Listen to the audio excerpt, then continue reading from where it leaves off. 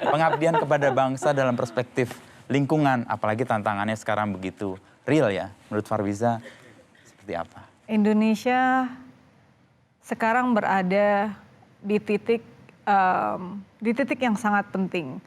Karena dengan perubahan iklim, kehilangan keanekaragaman hayati, kerusakan sumber-sumber air bersih, Indonesia bisa berada di masa depan di mana kerusakan lingkungan menjadi semakin parah dan itu akan terjemahkan menjadi kerusakan social fabric, kain kehidupan di masyarakat dan ketimpangan ekonomi yang menjadi semakin besar. Ketika kita bicara soal pertambangan yang merusak pulau-pulau kecil di timur Indonesia, kehilangan tutupan hutan yang merusak berbagai daerah di Sumatera dan Kalimantan, dan hilangnya keanekaragaman hayati yang kemudian berdampak kepada kebencanaan-kebencanaan. Kalau melihat paradigma lingkungan dan kebangsaan, saya melihat dedikasi terbesar seorang anak manusia yang punya peran penting untuk mengambil keputusan di negeri ini adalah memikirkan penghidupan orang banyak. Ayah saya pernah bilang bahwa kekuasaan itu adalah cara paling cepat untuk membuat kebaikan, untuk berbuat baik. Karena ketika kita punya kekuasaan, kita bisa membuat regulasi yang berpihak pada orang banyak.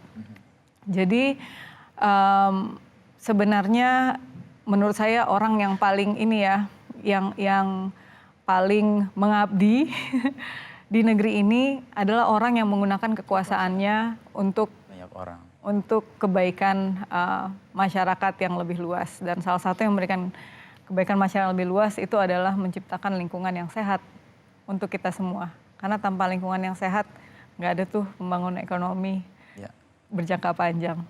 Thank you Farwiza. Ibu Arya. Saya tidak rela kalau Indonesia terus tertinggal. Sebagai warga negara Indonesia yang sesekali melihat keluar atau bahkan pergi keluar terus masuk lagi ke rumah gitu, saya tidak rela kalau Indonesia terus tertinggal terutama dalam pengembangan inclusivity rate-nya itu. Karena sebenarnya kan kita secara naturalnya sudah dididik untuk beragam ya. Sejak awal, sejak dulu bahkan kalau kita membaca sejarah gitu. Nah kenapa kalau untuk urusan disabilitas kelihatannya kok disingkirkan gitu. Padahal kalau itu kita lakukan bersama-sama akan mudah. Hanya butuh 2 pilar untuk membangun masyarakat yang inklusif dan bangsa yang inklusif. Pertama, mengakui dulu bahwa disabilitas itu sebagai bagian dari keragaman manusia.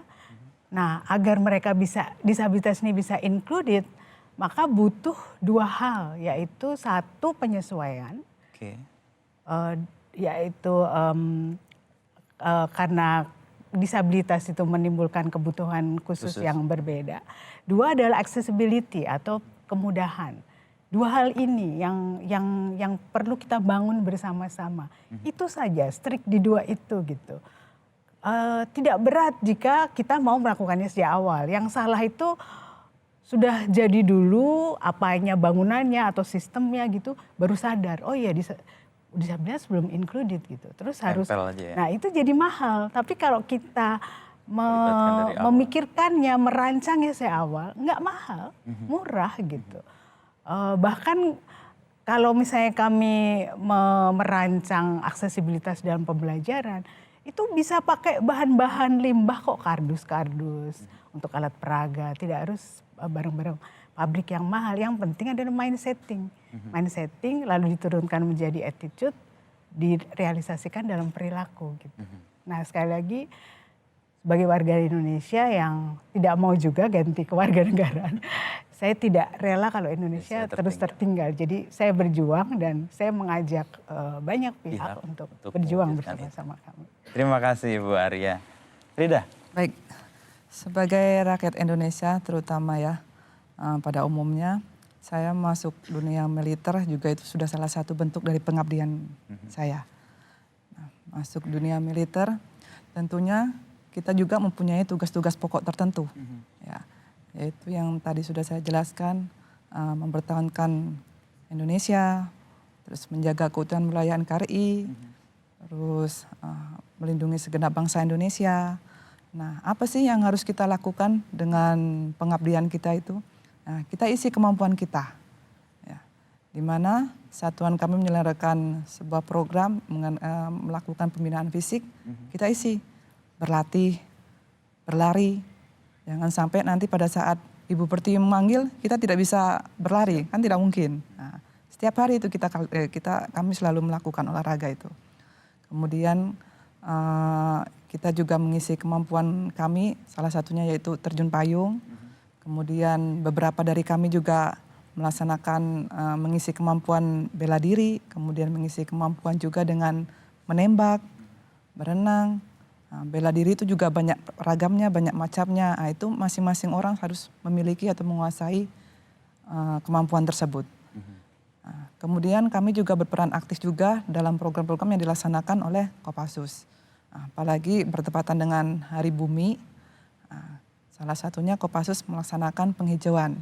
Kita menanam jagung sebanyak 1.000 hektar, yaitu salah satunya untuk mendukung energi bioetanol tersebut. Nah, itu sudah salah satu bentuk dari pengabdian kami kepada negara dan itu sudah kita jalankan juga karena itu adalah juga perintah dari Bapak Presiden. Nah, dengan adanya validasi Orgas Kopassus yang sudah tersebar di seluruh provinsi terbesar Indonesia, nah itu perlahan-lahan kami laksanakan seperti itu.